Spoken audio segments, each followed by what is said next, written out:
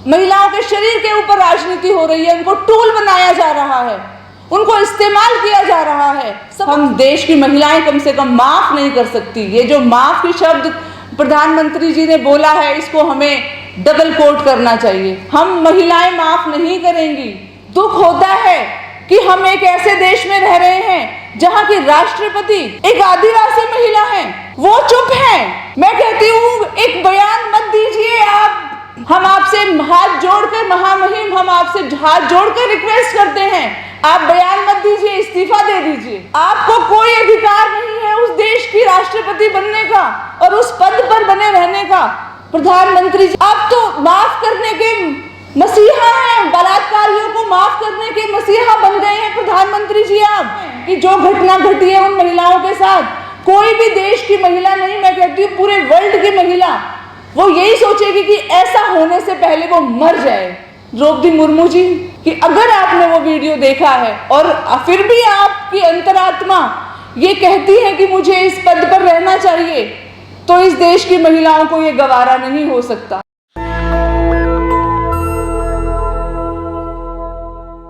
तो ये सारी चीजें हो रही हैं, इसके बाद हमारे प्रधानमंत्री जी बोलने पर मजबूर हुए और हमारे देश की महिला और बाल विकास मंत्री स्मृति ईरानी जी ने ट्वीट किया।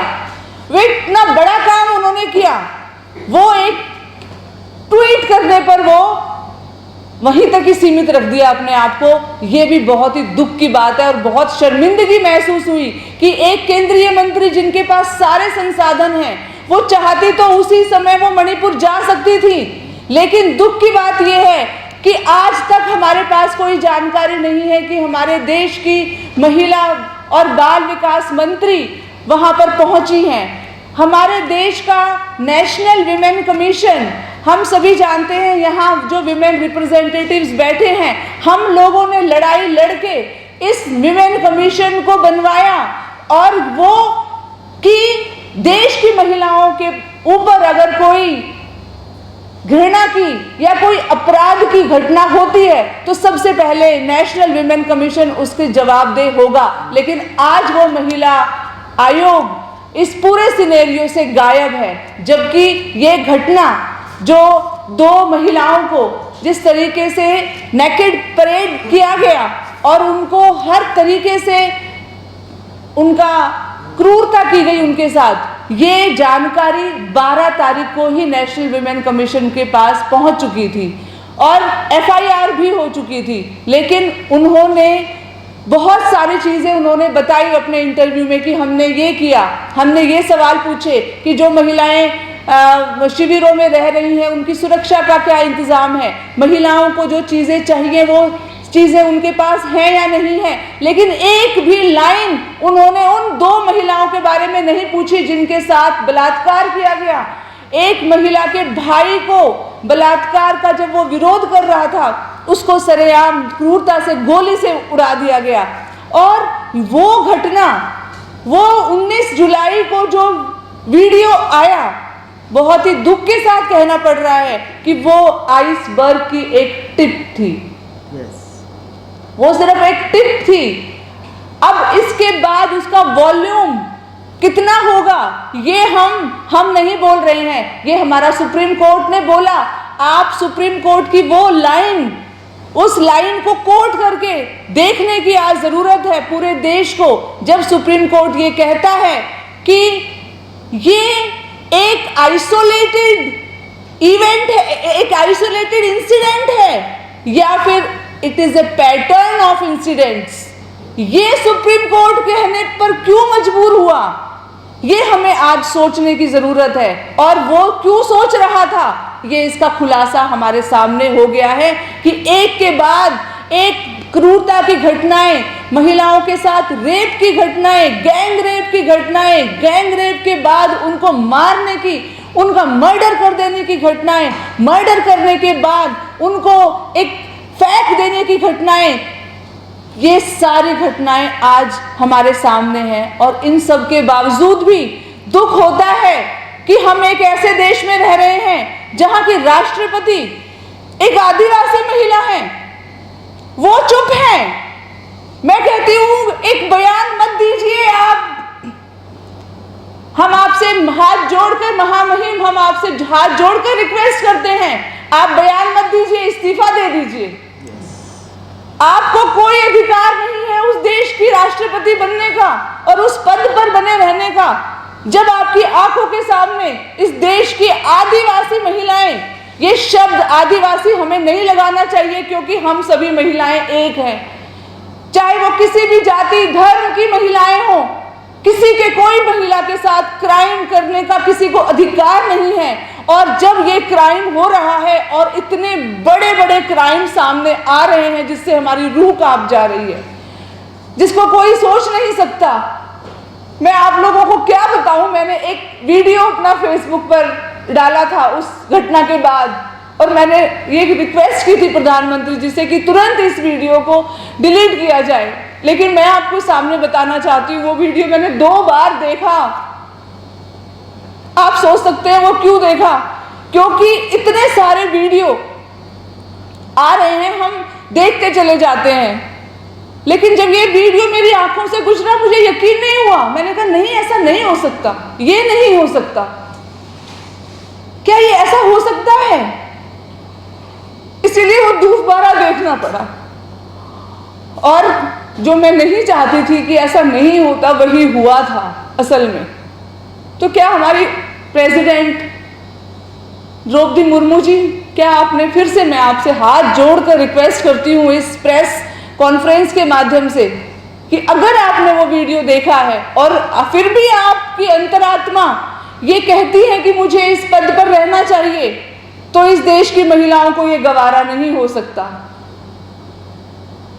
आप कुछ एक्शन लीजिए, आप चुपचाप मत बैठिए। और हमारे देश की पत्रकार भाई या बहनें, हम उनको दिल से धन्यवाद देते हैं कि जो काम हमारे राष्ट्रपति, हमारे देश की नेशनल वुमेन कमीशन की अध्यक्ष जो काम नहीं कर पाई, कम से कम उन लोगों ने वो काम किया। जो पीड़ित हैं, जो महिलाएं पीड़ित हैं, आप सोच सकते हैं कि जो घटना घटी है उन महिलाओं के साथ, कोई भी देश की महिला नहीं, मैं कहती हूँ पूरे वर्ल्ड की महिला, वो यही सोचेगी कि ऐसा होने से पहले वो मर जाए, वो जिंदा नहीं रह सकती। लेकिन वो 3 महिलाएं जिंदा हैं, लेकिन अभी तक कोई उनके पास नहीं गया, ना हमारी प्रेसिडेंट, ना हमारी महिला बाल विकास मंत्री, और ना ही नेशनल विमेन कमीशन की अध्यक्ष। तो ये जो महिलाएं, जो पत्रकार महिलाएं अपनी जान पर खेलकर जा रही हैं, मुझे लगता है ये एक इंसान होने के नाते अपना ज्यादा बेहतर, अपना जिम्मेदारी को, देश की नागरिक होने की जिम्मेदारी को ज्यादा बेहतर तरीके से वो निर्वाह कर रही हैं। ये जो तमाम जो घटनाक्रम घट रहा है, हम बहुत ही ज्यादा दुखी हैं और हम पूरे देश की महिलाओं से, सभी मणिपुरी महिलाओं से हम माफी मांगते हैं कि जो आपके साथ हुआ, हम ये संकल्प लेते हैं कि इस देश की महिलाएं संघर्ष करेंगी।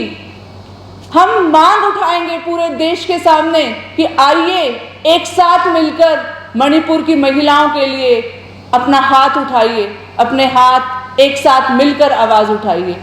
और अपने देश के प्रधानमंत्री जी से भी हम ये रिक्वेस्ट करते हैं कि वो अगर चाहें, ये वीडियो रिलीज हुए भी कितने दिन हो गए आज, वहां पर हालात उसी तरीके के हैं। प्रधानमंत्री जी कहते हैं कि माफ नहीं किया जाएगा जिन्होंने ऐसा किया है। देश की 140 करोड़ जनता शर्मसार हो गई है, इसीलिए उनको माफ नहीं किया जाएगा।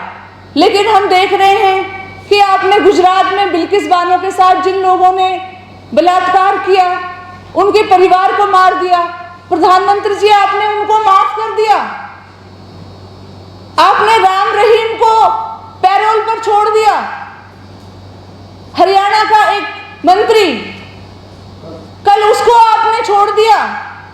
आप तो माफ करने के मसीहा हैं, बलात्कारियों को माफ करने के मसीहा बन गए हैं प्रधानमंत्री जी। आप इसीलिए मणिपुर पर जो बयान आपका आया, आप अपने दिल में झांक कर देखिए कि क्या उसमें कितनी सच्चाई है। क्या जो आप बोल रहे हैं, कहीं इस वीडियो अगर ये नहीं वायरल होता और सुप्रीम कोर्ट संज्ञान नहीं लेता कि अगर सरकार कुछ नहीं करती है तो सुप्रीम कोर्ट इसके खिलाफ आवाज उठाएगा, इस पर एक्शन लेगा, तो हमारे प्रधानमंत्री जी शायद नहीं बोलते।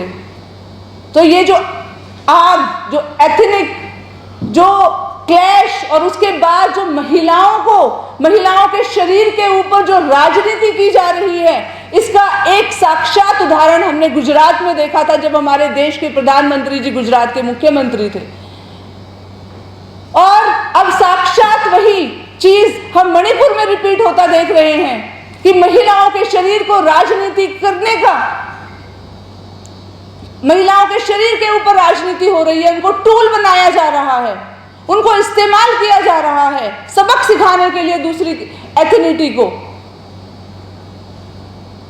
तो इसको हम देश की महिलाएं कम से कम माफ नहीं कर सकती। ये जो माफ की शब्द प्रधानमंत्री जी ने बोला है, इसको हमें डबल कोट करना चाहिए। हम महिलाएं माफ नहीं करेंगी, असल में हम लोग माफ नहीं करेंगे, क्योंकि हमें दुख है कि हमारी किसी भी बहन के साथ ऐसा नहीं होना चाहिए। तो साथियों, इस प्रेस कॉन्फ्रेंस के माध्यम से हम यही मांग करते हैं कि हमारी राष्ट्रीय महिला आयोग की अध्यक्ष, जिनको 1.5 महीने पहले से इस घटना की जानकारी थी, अभी तक उन्होंने कोई भी कदम नहीं उठाया। इवन वो उन महिलाओं के पास जाकर मिली भी नहीं है। वो महिलाओं के रिश्तेदार बोल रहे हैं कि हमारे पास कोई अभी तक आया भी नहीं है। ये बहुत ही दुखद है। हम यही उम्मीद करते हैं कि आपको पद पर बने रहने का कोई अधिकार नहीं है। नेशनल दस्तक की आपसे गुजारिश है कि अगर इसको बचाना चाहते हैं तो नेशनल दस्तक को सब्सक्राइब करने के लिए रेड कलर के सब्सक्राइब बटन को दबाएं, फिर बेल आइकन की घंटी दबाएं। नेशनल दस्तक को बचाने के लिए बहुत जरूरी है कि हर खबर को शेयर करें, लाइक करें, कमेंट जरूर करें।